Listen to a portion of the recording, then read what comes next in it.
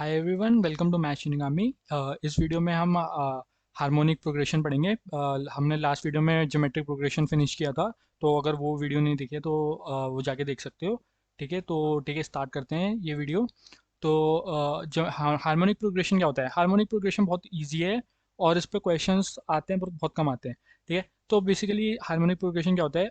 A sequence A1 A2 A3 से लेकर AN तक एक सीक्वेंस है। ठीक है, ऑफ नॉन जीरो नंबर। ठीक है, नॉन जीरो नंबर ये बहुत इंपॉर्टेंट है। ठीक है, इस कॉल्ड अ हार्मोनिक प्रोग्रेशन। ये एक हार्मोनिक प्रोग्रेशन कब होता है? इफ द सीक्वेंस उनको रेसिप्रोकल करते हैं इंडिविजुअल टर्म, अगर वो एपी में है तो इस सीक्वेंस को हम हार्मोनिक प्रोग्रेशन कहेंगे। जैसे कि ये सीरीज देखते हैं। ठीक है, ये हमारा हार्मोनिक प्रोग्रेशन है, क्योंकि इसको जब हम वन अपॉन ये करेंगे तो क्या आएगा? 2 4 6, जो कि एक एपी है।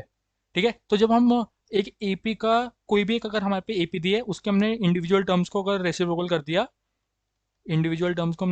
कर दिया तो इसे हम एक एचपी कहेंगे। ठीक है, तो ये वाइसा वर्सा होता है। बेसिकली हम एपी की टर्म्स को रेसिप्रोकल करते हैं इंडिविजुअल टर्म को, तो हार्मोनिक प्रोग्रेशन बन जाता है, और हार्मोनिक प्रोग्रेशन की टर्म्स को हम रेसिप्रोकल करते हैं तो एपी बन जाती है।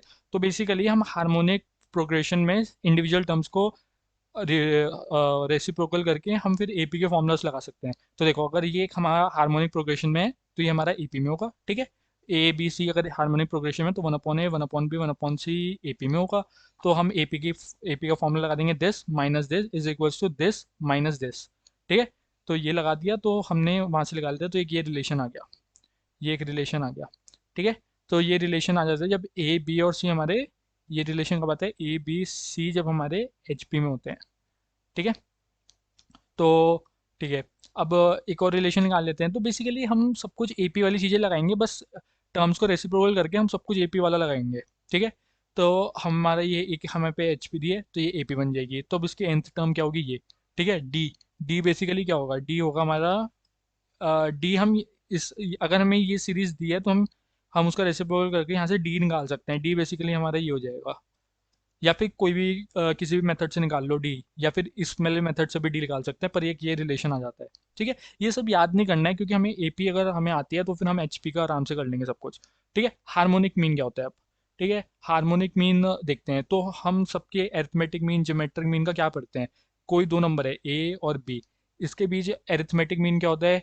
ए कॉमा बी, ये जब ए पी होती है तो इसे कहते हैं एरिथमेटिक मीन। ठीक है, A, G, B जब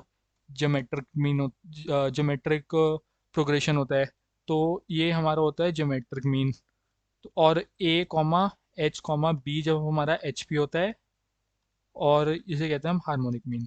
ठीक है, तो हमारे ये एच पी है, और हमने 3 नंबर का जो, जब ये वाला फॉर्मूला हमने निकाला था 3 नंबर के लिए, तो हम यहीं से ये ए करके हम ये निकाल सकते हैं। बिल्कुल सिमिलर है, जब इसके बिल्कुल सिमिलर है। जैसे कि जब हमारा ए बी सी हमारा जब एच पी में है और ये ए पी में हो जाएगा तो उससे हमारा ये रिलेशन आ जाता है।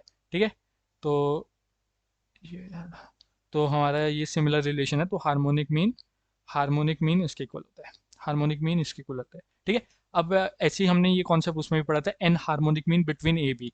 ठीक है, तो अब हमने यहाँ पे एक हार्मोनिक मीन लगाया था ए और सी के बीच में।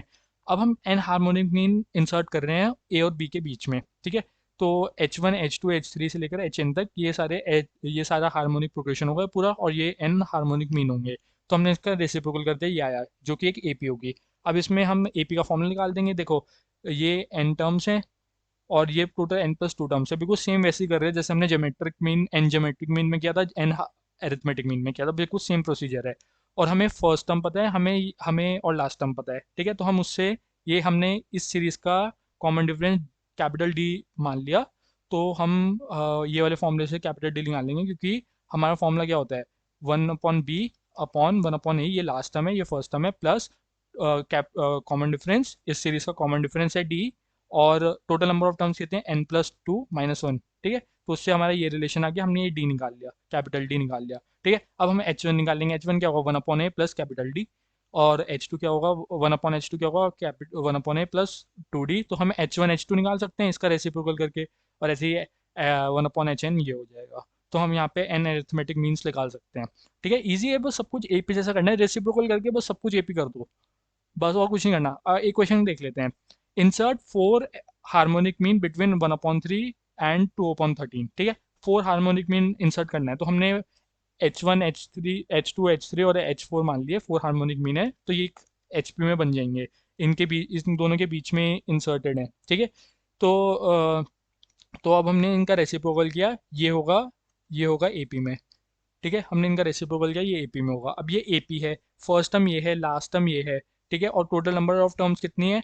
ये टोटल 4 है, 5 6 6 टर्म्स है, तो 5D हो जाएगा। हमने इनका कॉमन डिफरेंस स्मॉल डी मान लिया। ठीक है, तो हमने स्मॉल डी निकाल लिया, 1 आ गया। ठीक है, लास्ट टर्म ये है, फर्स्ट टर्म ये है, टोटल 6 टर्म्स है, तो ये रिलेशन लग करके हमारा D1 आ गया। ठीक है, D1 आ गया। अब हम H1 H2 H3 सब निकाल सकते हैं। ये हमारा दिस दिस प्लस 1, 3/2 प्लस 1 हमारा हो जाएगा H1/H1।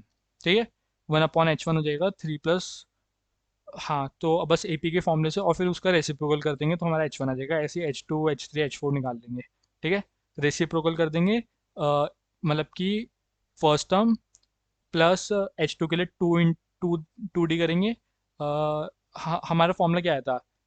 हमारा फॉर्मूला ये आया था, देखो ये। ठीक है, तो हमारा इससे क्या आ जाएगा? HN आ जाएगा हमारा 1/A प्लस एन डी, ये आ जाएगा। ठीक है, ठीक है, और A हमारा है 2/3, तो ये बन जाएगा 3/2। तो 3/2 प्लस, और D1 है तो प्लस N, तो ये +2 +3 +4। ठीक है, सिंपल था, सिंपल था काफ़ी। ठीक है, अब हम इनका एक, ये बहुत इंपॉर्टेंट है, ये बहुत ज़्यादा इंपॉर्टेंट है, ये अच्छे से समझना। Relation between arithmetic mean, geometric mean and harmonic mean. Harmonic mean, ठीक है, ये बहुत इंपॉर्टेंट है कि एरिथमेटिक मीन के बीच में, ज्योमेट्रिक मीन के बीच में और हार्मोनिक मीन के बीच में रिलेशन क्या होता है। ठीक है, तो मान लो A G और H एरिथमेटिक मीन है, ज्योमेट्रिक मीन है और हार्मोनिक मीन है of two numbers A and B। ये अभी हम 2 नंबर्स के लिए प्रूव करेंगे, पर ये हर कितने भी नंबर्स के लिए, सबके लिए वैलिड होता है ये फॉर्मूला। ठीक है, तो हम 2 नंबर्स के लिए पहले प्रूफ देखते हैं। अब एरिथमेटिक मीन क्या होगा? एरिथमेटिक मीन ये होगा A+B/2। ठीक है, ज्योमेट्रिक मीन क्या होगा? √AB। और हार्मोनिक मीन क्या होगा? 2AB/A+B। ठीक है, अब अब एक चीज़ देखो, अब हम इसमें ये कैसे कहेंगे कि कौन बड़ा है? एरिथमेटिक मीन बड़ा है, ज्योमेट्रिक मीन किससे बड़ा है, और हार्मोनिक मीन कौन किससे बड़ा है? तो हम सबसे पहले इन दोनों को देखते हैं। अब अगर हम एरिथमेटिक मीन हमारा ग्रेटर देन या कुछ हो G, तो हमारा arithmetic mean minus geometric mean is greater then 0 आएगा। तो हम arithmetic mean minus geometric mean निकालते हैं। ठीक है, सबसे पहले एक रिलेशन देखो, अगर हम इनको देखो कि यहाँ पे एरिथमेटिक मीन में आ रहा है A+B/2, और हार्मोनिक मीन में आ रहा है 2AB/A+B। देखो इसमें डिनोमिनेटर में A+B आ रहा है, इसमें हमारा न्यूमरेटर में आ रहा है, तो एक इंट्यूटिव वे में हम सोच सकते हैं कि चलो उसको मल्टीप्लाई करके देख लेते हैं। A और H को मल्टीप्लाई कर लेते हैं जिससे ये दोनों कट जाए। तो हमने इन दोनों को काट दिया, तो और 2 कट जाएगा तो AB आ जाएगा, और AB हमारा ज्योमेट्रिक मीन के होल स्क्वायर होता है। तो इस रिलेशन से क्या पता लगता है? AGH GP में होते हैं, AGH GP में होते हैं।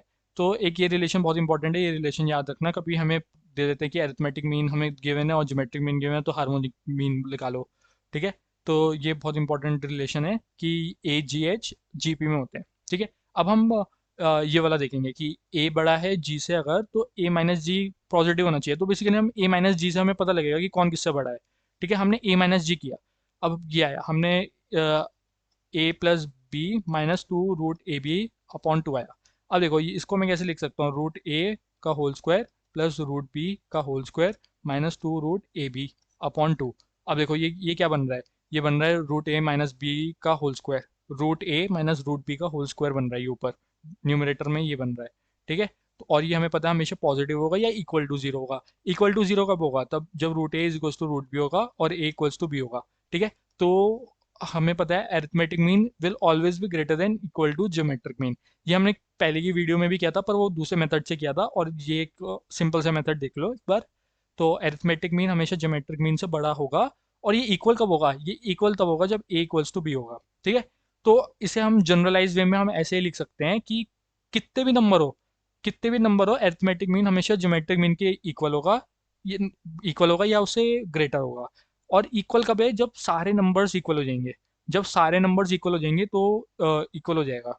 ठीक है, ठीक है, अब हम ऐसे ही ज्योमेट्रिक मीन और हार्मोनिक मीन का निकालते हैं। हमने हमने geometric mean minus harmonic mean किया ये, तो ये आया। हमने एलसीएम लिया, हमने एलसीएम लेके और रूट ए बी कॉमन निकाल लिया बाहर।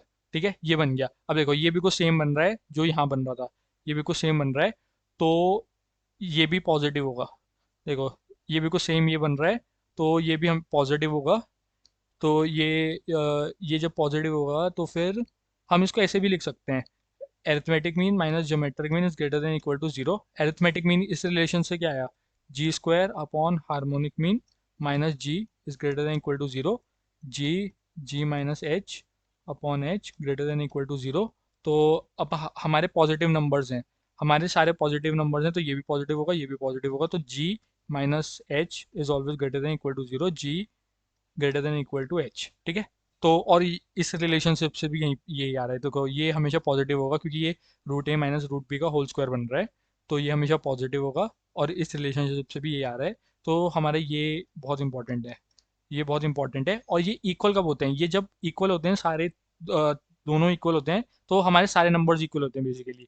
ए भी इक्वल होता है, बी भी होता है, सी भी होता है। अगर हमारा A1 A2 A3 से लेकर an तक दिया है और arithmetic mean equals to geometric mean equals to harmonic mean है, तो A1 equals to A2 equals to A3 equals to dot dot dot an। ठीक है, ये बहुत इंपॉर्टेंट रिलेशनशिप है। एडवांस में ऐसे इस चीज़ से बहुत सारे क्वेश्चन सॉल्व होते हैं।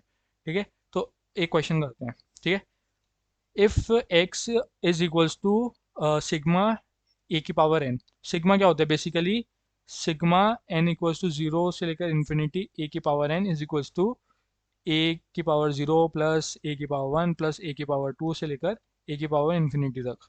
ठीक है, तो अब ये जो है ये एक जीपी बन रहा है, दिख रही है, ए इसका कॉमन रेशियो है और एक ये जीपी बन रहा है, इनफाइनाइट जीपी है। और हमें हमें कॉमन रेशियो का मॉड लेस देन वन दिया है, तो हम इसमें इनफाइनाइट जीपी का फॉर्मूला लगा सकते हैं जो कि होगा A zero first term upon one minus common ratio. तो इसलिए एक्स है, एक्स हमारा ये आ गया, वाई हमारा ये आ गया, जेड हमारा ये आ गया। ठीक है, अब हमें प्रूफ करना है कि जो ये एक्स वाई और जेड है ये हमारा एच पी में है। ठीक है, और हमें गिवन है कि ए बी सी हमारे ए पी में है। तो अब हमें ए बी सी हमें ये ऐसे बनाना है, देखो ये सिमेट्रिक है सब, ये सब सिमेट्रिक है, तो हम इसमें कन्वर्ट करते हैं। देखो अब ये एपी में है, हमें पता है ये एपी में है, तो अब इसमें हम माइनस वन मल्टीप्लाई कर देंगे तो ये भी एपी में होगा। एपी की प्रॉपर्टीज यूज कर रहे हैं बेसिकली, क्योंकि इसमें हम इनको माइनस करेंगे तो क्या आएगा, माइनस बी माइनस माइनस ए। तो ये क्या आया, ए माइनस बी, जो कि होगा माइनस डी, इसका माइनस डी। बेसिकली बस कॉमन डिफरेंस निगेटिव हो जाएगा और कुछ नहीं होगा। ठीक है, और अगर हम इसमें वन ऐड कर देंगे सब में, तो हमारा तब भी एपी में आएगा। अब हम इसको अगर रेसिप्रोकल कर देंगे तो हमारे ये एचपी में आ जाएगा। एपी और एचपी आपस में रेसिप्रोकल होते हैं बेसिकली।